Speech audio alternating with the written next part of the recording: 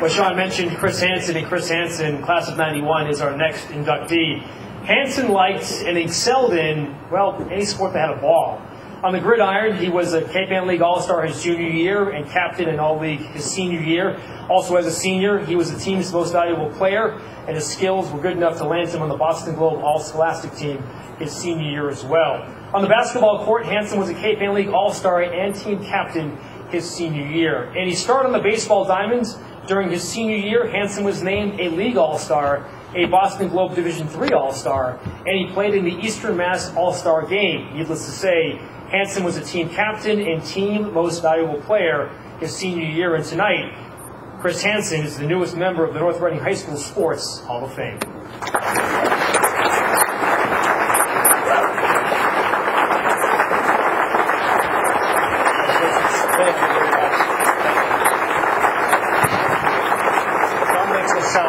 Thank you very much, Sean. Hey, Scotty. I'd like to congratulate the other Hall of Fame inductees.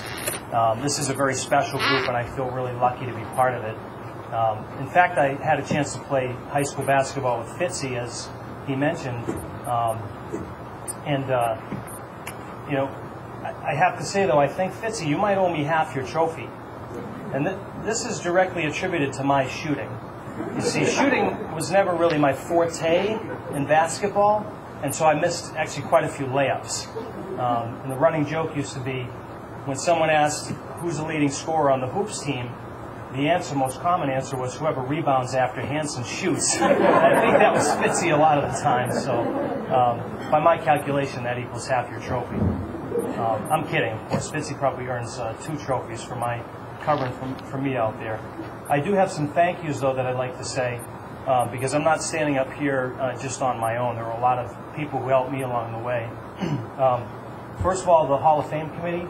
I think when we were kids, Chuck Carucci had told my dad that he should get involved coaching our sports teams, and that's exactly what he did. So, Chuck, I guess I'll cut you half my trophy after this is done, because I thought that was special. I'd like to thank my family, who I think my parents and my grandparents came to almost every game we ever played. And they never screamed or shouted, but I always knew that they were there, and that meant the world of difference to me. I get to play baseball with my brother Brian. I get to watch my brother Craig, who once upon a time, I think you held the school record for hits. I think you've been surpassed, but that's okay. It was good while it lasted. And of course, my wife Andrea, who was my date to the junior prom, and despite all those missed layups, she still agreed to marry me, so thank you very much. My teammates, Fitzy, who was just as dominant on the soccer field as he was on the basketball court. Johnny Mastro's here. Johnny and I played football, and he anchored the O-line and the D-line, and James McTeague, who's one of my favorite guys. James, although you hold the hitting record too, or once did, I think, even though he'd never be confused with Jacoby Ellsbury, you still mysteriously hold some sort of triples record at the high school, I think. But I guess you just hit the ball really far, so way to go. And then lastly, my coaches. I'd like to thank Frank Carey. He taught us toughness and discipline and leadership, and these were lessons that you could really take with you into adult life. Same with Barry Kipnis. Barry, he squeezed every ounce of potential that he could out of his players, at least defensively for me, not so much with the layups. But these guys were, they were great because they were great motivators too. And they knew when to praise and they knew when to challenge, and that really helped me grow as a person. I'd like to thank my football coaches, the late Walter Miller, who I had great admiration for and who always believed in me. Carl Puglia, who was a lot of fun to play for.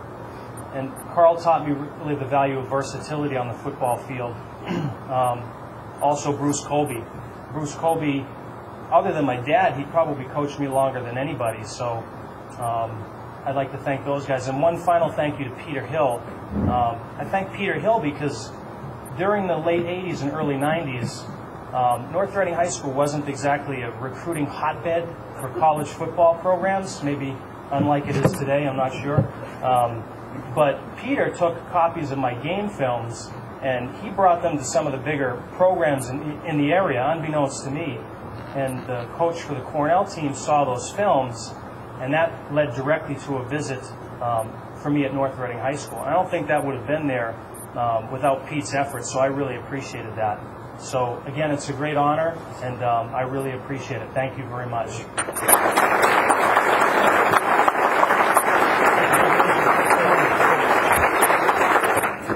Michael Liuzza, class of 1995.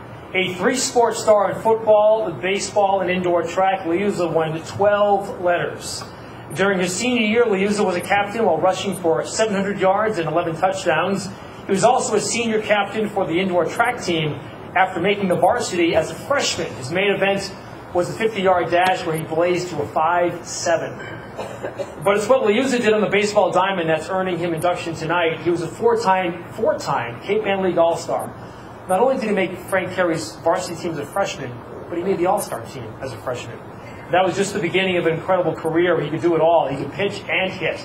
He finished with a career pitching record of 12-3, and at the plate, he batted .415 his senior year. He holds the school records for most runs batted in, 73, and most runs scored, 81. Do the math. 4 years, 20 games a season. He's averaging a run a game. He was the biggest reason why Frank Carey cried the day Liuzza graduated. It's not often you see a talent like this, but he's North Reading's talent. And tonight, Mike Liuzza is a member of our Sports Immortality High School Hall of Fame. Mike Liuzza.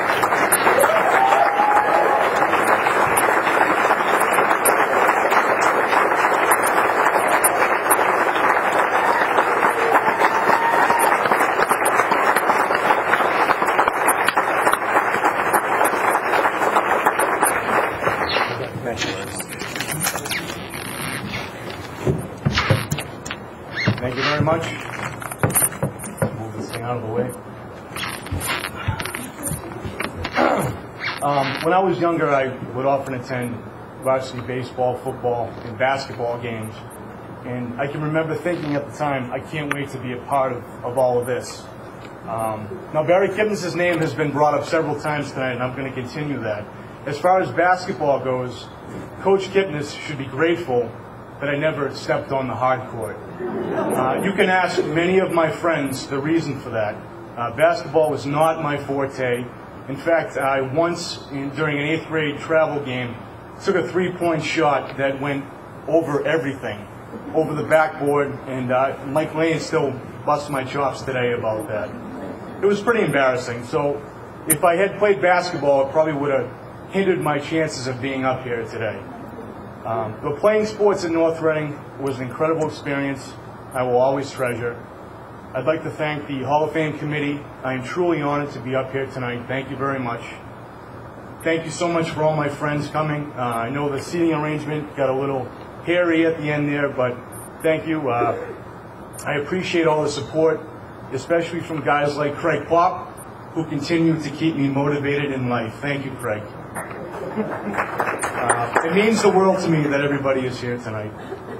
Thank you to my family, especially my mother, my father, and my sister. I know there were times growing up that I wasn't the easiest person to deal with, especially through the teenage years.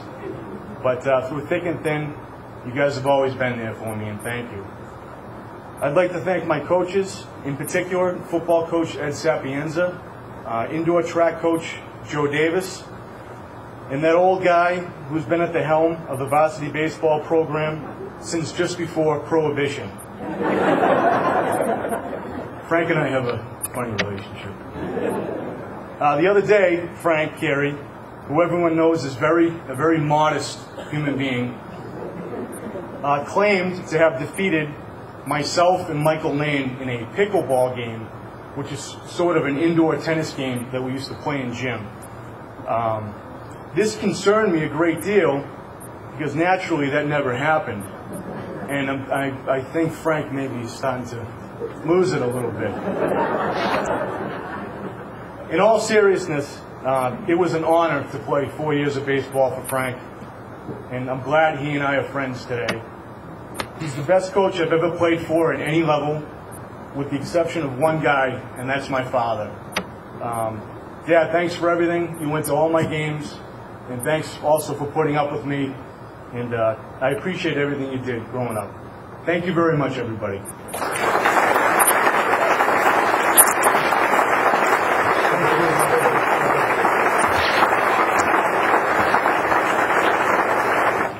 Cindy Mangine, class of 1980, a 9-letter award winner. Mangine excelled in field hockey, basketball, and track. Her field hockey team went undefeated her junior year, and as a senior, she was a captain and most valuable player for the team.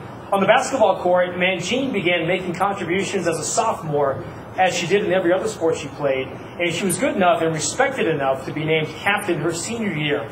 She was also captain of her track team and was talented enough to qualify for the state track tournament in 2 different events, the 220 and the shot put. And tonight, Cindy Mangine qualifies for our Hornet Hall of Fame. Cindy Mangine.